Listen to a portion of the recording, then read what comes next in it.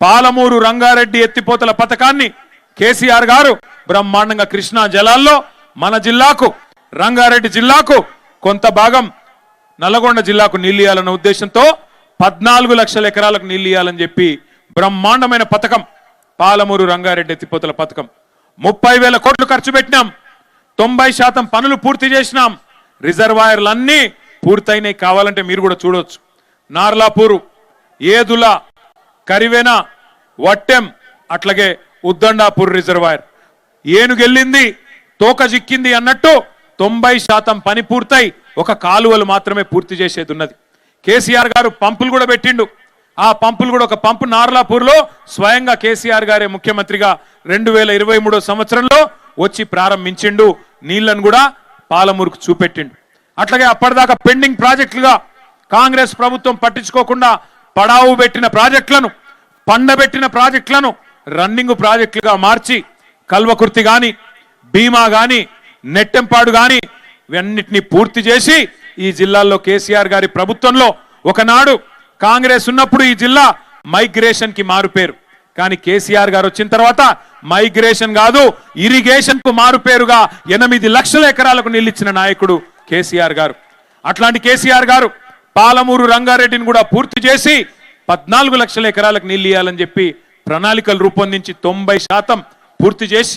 30,000 కోట్ల రూపాయలు ఖర్చు పెడితే ఈ సన్నాసి ముఖ్యమంత్రి 10% పని కూడా చేయలేకపోతా ఉన్నాడు ఎందుకు ఏం బాధ నీకు పాలమూరు బిడ్డనంటావు ఎందుకు పాలమూరుకు నీళ్ళు ఇవ్వమంటే ఆయన బయటికి చెప్పాడు కానీ ఒకటే ఒకటి ఆయన మనసులో ఉన్నది తొందరగా పాలమూరు రంగారెడ్డి ఎత్తిపోతల పథకాన్ని పూర్తి చేస్తే కేసీఆర్ కు పేరు వస్తుంది ప్రజలు కేసీఆర్ ను గుర్తు చేసుకుంటారు అట్లే పాత బాసు ఉన్నాడు కదా ఆయనకు పాత బాసు ఎవరు పాత బాసు ఆయన కోపం వస్తుంది మరి కృష్ణా నీళ్లు మొత్తం ఈడ గుంజితే మన హక్కు మనం తీసుకుంటే కిందికి నీళ్లు పోవు కదా పాత బాసు ఊకుంటాడా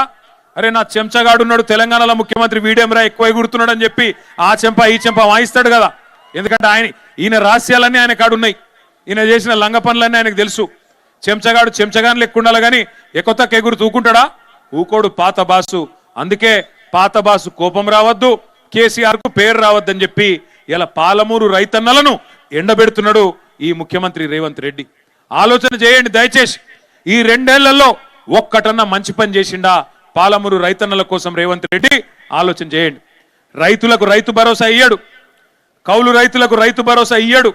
రైతు కూలీలకు నెలకు 1000 రూపాయలు ఇస్తా అన్నాడు అది ఇయ్యడు ఆఖరికి రైతులకు యూరియా బస్తాలు కూడా దొరుకుతలేవు ఇలా యూరియా బస్తా ఇయ్యనోడంట మొత్తం పాలమూరును సస్యశ్యామలం చేస్తా అని మళ్ళా డైలాగులు కొట్టడానికి 17 తారీఖుకి వస్తున్నాడంట గుర్తుపెట్టుకోండి ఎవరైనా ఒకసారి మోసపోవాలి ఇన్నిసార్లు మోసపోతే మరి వాళ్ళ తప్పు కాదు మన తప్పు అవుతుంది అయినా నాకు ఒకటి మాత్రం అనిపిస్తుంది రేవంత్ రెడ్డి గారు చాలా నిజాయితీ గల మోసగాడు ఆయన చెప్పి మోసం చేసిండు ఆయన ఏమన్నాడు ప్రజలు మోసగాళ్ళనే నమ్ముతారు అందుకే మేము మోసం చేస్తామని చెప్పి నిజాయితీగా చెప్పిండు ఆయన తప్పు కాదు ఆయన చాలా నిజాయితీగా చెప్పినాడు ఇప్పుడు కూడా చెప్తున్నాడు ఆయన ఏం చెప్తున్నాడు మీకు మళ్ళొక్కసారి మోసం చేయనికే పాలమూరు నా నాయకత్వంలోనేమో చేస్తా అని చెప్తున్నాడు నేను అడుగుతున్నా రేవంత్ రెడ్డి 17 తారీఖు వస్తున్నావు కదా మహబూబ్ నగర్ పట్టణానికి ఒక్క మాట స్పష్టంగా చెప్పు నీ ప్రభుత్వం వచ్చినాక మేము ఆనాడు ఐటీ హబ్ కట్టి అక్కడ 14 పరిశ్రమలు తెస్తే నీ ప్రభుత్వం వచ్చినాక ఆ 14 పరిశ్రమలు ఎందుకు పారిపోయినాయో ఒక్కసారి తెలంగాణ యువతకు పాలమూరు యువతకు మహబూబ్ నగర్ యువతకు సమాధానం చెప్పమని కోరుతా ఉన్నా నీ ప్రభుత్వం వచ్చినాక ఈ 2 ఏళ్లలో పాలమూరుకు ఒక్క పరిశ్రమ తెచ్చినవా ఒక్కటంటే ఒక్క పరిశ్రమ తెచ్చినవా సమాధానం చెప్పు చిత్తశుద్ధి ఉంటే మేము మా గవర్నమెంట్లో తెచ్చిన వాటికి వచ్చి రిబ్బన్లు కట్ చేస్తా ఉన్నాడు దేవరకద్రలో అన్నాడు ఆల వెంకటేశ్వర రెడ్డి గారు మేము అందరం పోయి కార్నింగ్ అనే పరిశ్రమను తీసుకొస్తే దానికి ఈయన వచ్చి రిబ్బన్ కట్ చేసి ఈయనేందో పీకి పందిరేసినట్టు ఉపన్యాసం చెప్తా ఉన్నాడు మహబూబ్ నగర్ లో దివిటిపల్లిలో అమరరాజా అనే పరిశ్రమ 9,500 కోట్ల రూపాయల పెట్టుబడితో మన గవర్నమెంట్ లో కేసీఆర్ గారి నాయకత్వంలో మనం సాధిస్తే ఈ మొనగాడు వచ్చి ఈయనేదో చేసినట్టు అక్కడ పోయి తిరిగి 2 సార్లు పోజులు కొడతా ఉన్నాడు ఒక్క కొత్త పరిశ్రమ వచ్చిందని వచ్చినాక ఉన్న ఐటీ పరిశ్రమలు బారిపోయినాయి నీ నిర్వాహకం వల్ల ఈరోజు ఒక్కటంటే ఒక్క కొత్త పని జరగడం లేదు ఇక ఇంకా విచిత్రమైన మాటలు మీ జిల్లా ఎమ్మెల్యేలు మాట్లాడుతూ ఉన్నారు ఇక్కడ స్థానిక ఎమ్మెల్యే ఉన్నాడు ఆయన కుల్లా చెప్తున్నాడు ఎన్ఎం శ్రీనివాసరెడ్డి ఏమంటున్నాడు మా ఎమ్మెల్యేల కాడ పైసలు లేవు ఎమ్మెల్యేల దగ్గర పైసలు లేవు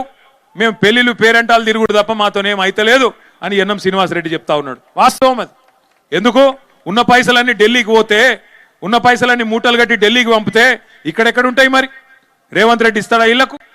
వీళ్ళకే ఇయ్యడు, మరి సర్పంచులకు ఇస్తాడా? ఇయ్యడు. ఒక 2 ఏళ్ళు కష్టం ఉంటుంది. గెలిచిన సర్పంచులు ఉప సర్పంచులు యాదికి పెట్టుకోండి, ఇంకొక 2 ఏళ్ళు కష్టం ఉంటుంది. ఆ తర్వాత మళ్ళా కేసీఆర్ గారే రాబోతున్నారు. అప్పుడు మళ్ళా చేసుకో.